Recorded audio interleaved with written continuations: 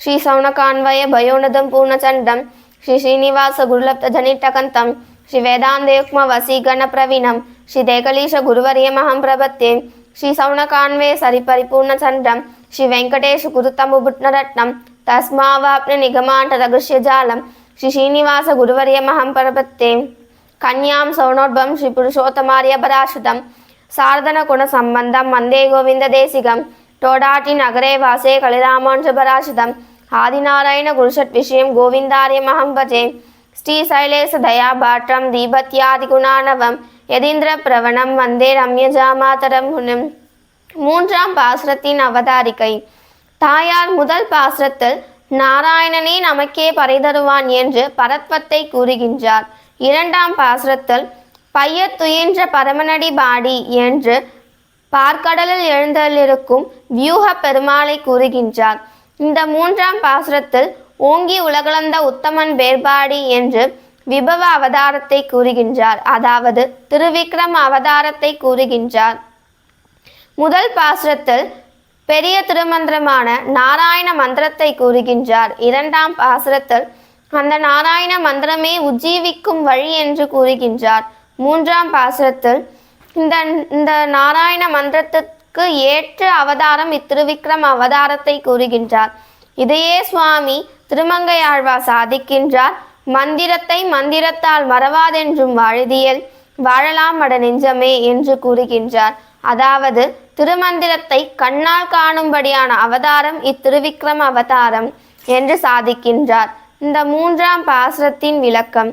ஓங்கி உலகளந்த உத்தமன் பேர் பாடி நாங்கள்னும் பாவைக்கு சாற்றி நீராடினார் தீங்கின்றி நாடெல்லாம் திங்கள் மும்மாறி பெய்து ஓங்கு பெருஞ்சன்னல் லூடுகழுகல பூங்குவலை போதில் பொறிவண்டு கண்படுப்ப தேங்காதே புக்கிருந்து சீத்தமுளை பற்றி வாங்க குடநிறைக்கும் வள்ளல் பெரும்பசுக்கள் நீங்காத செல்வம் நிறைந்தேலோரெம்பாவாய். ஓங்கி உலகளந்த உத்தமன் பேர்பாடி. நாம் ஒரு மரத்தை பார்த்து என்ன இந்த மரம் வளர்ந்து விட்டதே என்று நாம் கூறினோமே, ஆனால் முன்பு அந்த மரம் செடியாக இருந்தது என்று அர்த்தம். அதே போன்று இங்கு ஓங்கி உலகளந்த என்று நாம் கூறினோமே, ஆனால் இங்கு முன்பு அவன் குறுகி வாமனனாக இருந்தான் என்று அர்த்தம். உலகளந்த உத்தமன் பேர்பாடி. பரமபதத்தில் பகவான் படுத்து கொண்டிருந்தானான். எப்படி என்றால் தரைப்பட்டு கிடந்த மூங்கில் போலே. இந்திரனுடைய கூப்புரல் கேட்ட பின்பு சூரியன் ஒளிப்பட்டு எப்படி ஒரு மூங்கில் எழுந்து கொள்மோ அதே போன்று பகவானும் எழுந்து இந்த அவனுடைய பக்தர்களுக்காக வந்தான். ஆகையால் இவன் உத்தமன். தன்னுடைய சொத்தை தானே போய் பிக்ஷை கேட்கிறான் அல்லவா.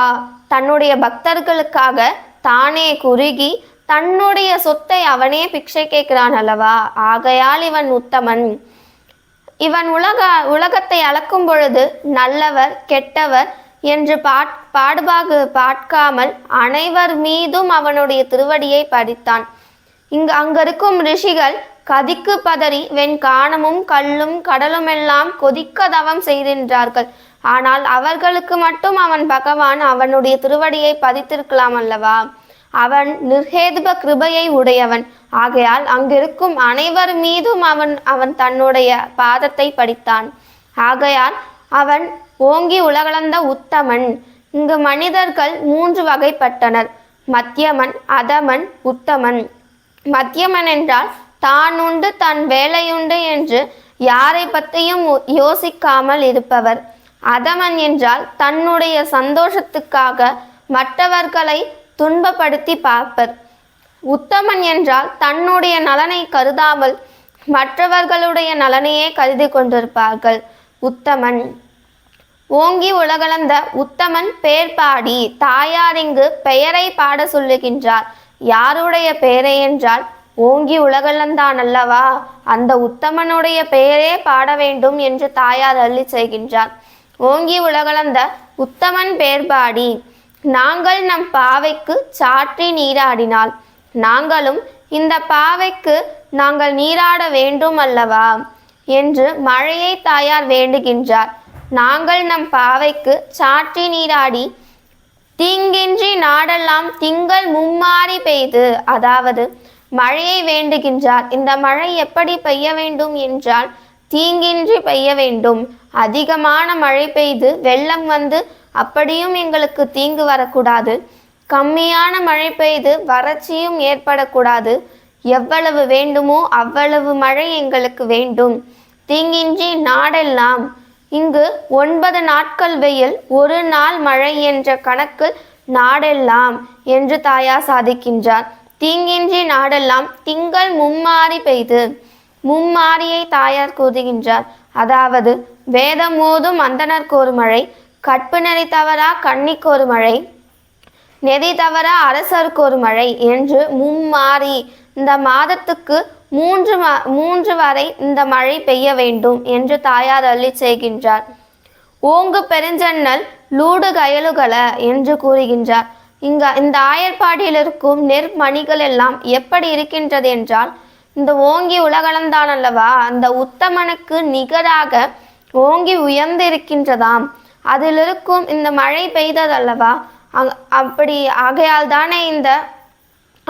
தானே இந்த செடிகள் உயர்ந்து வாமன அவதாரத்திற்கு ஏற்று நிற்கின்றது.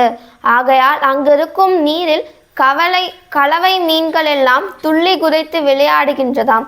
இப்படிப்பட்ட சிறப்புடைய ஆயர்பாடியை தாயார் கூறுகின்றார். பூங்குவளை போதில் பொறிவண்டு கண்படுப்ப, அங்கிருக்கும் குவளை பூக்கள் எல்லாம் பூத்திருக்கின்றதாம். அதில் இருக்கும் தேனை வண்டுகள் பருகி அங்கே தூங்கிவிட்டதாம். ஏனென்றால் அங்கு அந்த வண்டுகள் குடிக்க முடியாத அதிகமான தேனை பருகியதனால் அது மதுவாக மாறி அங்கே அந்த வண்டுகள் உறங்கிவிட்டதாம். தேங்காதே புக்கிருந்து சீத்த முளை பற்றி வாங்க தாயார் சாதிக்கின்றார்.